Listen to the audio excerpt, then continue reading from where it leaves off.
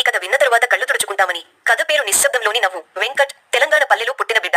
తెలివిగా, ఆత్మీయంగా పెరిగాడు. శాంతమ్మ అతని తల్లి. పగటిపూట ఎప్పుడూ తీరిక లేకుండా ఏదో ఒక పని చేసుకుంటూ ఉండే తల్లి. రాత్రిపూట అమెరికా వెళ్లిన తన కొడుకు ఫోటో చూస్తూ కళ్ళు తుడుచుకుని నిద్రలోకి జారుకుంటుందా తల్లి. రామకృష్ణయ్య అతడి తండ్రి. తక్కువగా మాట్లాడే మనిషి. విశాల దృక్పథం గల మనిషి. విజయ్ వెంకట్ స్నేహితుడు. గ్రామంలోనే ఉద్యోగం చేస్తున్నాడు. వెంకట్ మనసుకు దగ్గరగా, ఎలా ఉన్నావని ఫోన్లో పలకరిస్తూ, ఊర్లో విశేషాలు చెబుతూ దగ్గరగా ఉన్నవాడు. ఇక కథలోకి వస్తే వెంకట్ వాళ్ళ అమ్మతో ఒకసారి ఇలా చెప్పాడు. ఒక్క 5 నిమిషాలు అలా గుమ్మంలో నుంచుని బయటకు చూస్తూ ఉంటే చాలు అమ్మా. అమెరికా అంతా మర్చిపోతాను. మీరందరూ గుర్తుకు వస్తారు అని చెప్తూ ఓసారి ఏడ్చాడు. ఇది వెళ్లిన 3వ సంవత్సరం. హైదరాబాద్ నుంచి అమెరికా వెళ్లే ముందు తన అమ్మ చేతులు పట్టుకుని అన్నమాట ఇది.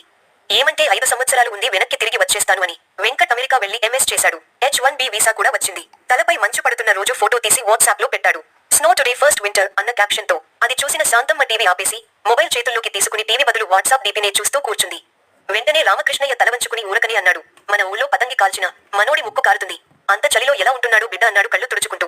ఆ అమ్మ మనసులో తన ఒడిలో వెంకట్ నిద్రపోయే రోజు గుర్తొస్తుంది. ఆమె వండిన వంటకాలు పిల్లాడు తింటున్న రోజులు గుర్తున్నాయి కానీ ఇప్పుడవన్నీ గత కాలపు గుర్తులే. ఆమె దగ్గర గంటకు 10 కాల్స్ చేసింది. మొదటి కాల్ ఎత్తకపోతే కంగారు పడి 10 కాల్స్ చేసింది. కానీ బిడ్డ బిజీ అని చెప్పిన ఒక్క వాట్సాప్ మెసేజ్, అమ్మ క్లాస్ ఉంది లేటర్ కాల్ చేస్తా. ఈ మెసేజ్ చూడగానే శాంతమ్మ మొబైల్ మీద ముద్దు పెట్టింది. ఏమంటే తెలుసా, ఈ మెసేజ్ కూడా నా బిడ్డే రాశాడు కదా. ఒకరోజు స్నోఫాల్ ఎక్కువగా ఉంది. వెంకట్ గుండెలో మబ్బులు కమ్ముకున్నాయి. పక్క వాళ్లంతా స్కీమ్ కి వెళ్లారు. వెంకట్ తన గదిలో కూర్చొని తల్లి, తండ్రి పాత ఫోటో పక్కన పెట్టుకుని అమ్మ ఇండియా నుండి పంపించిన తినుబండారాలు, బట్టలు, ఇతర వస్తువులు చూసుకుంటూ కళ్ళు తుడుచుకున్నాడు.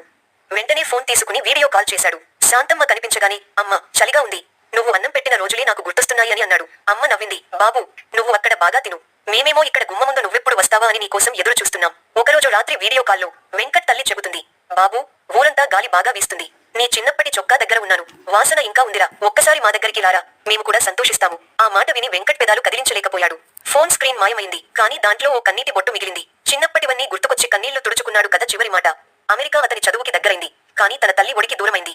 తన పాస్పోర్టులో ఓ స్టాంప్ ఉంది, కానీ గుండెలో మాత్రం ఇంట్లో అమ్మ, నాన్న ఎదురు చూస్తున్నారు అనే ముద్ర శాశ్వతంగా ఉంటుంది. ఈ కథ పిల్లలు తమ తల్లిదండ్రుల నుండి దూరంగా ఉన్నప్పుడు అందరి ఇళ్లలో జరిగే సంఘటనలు.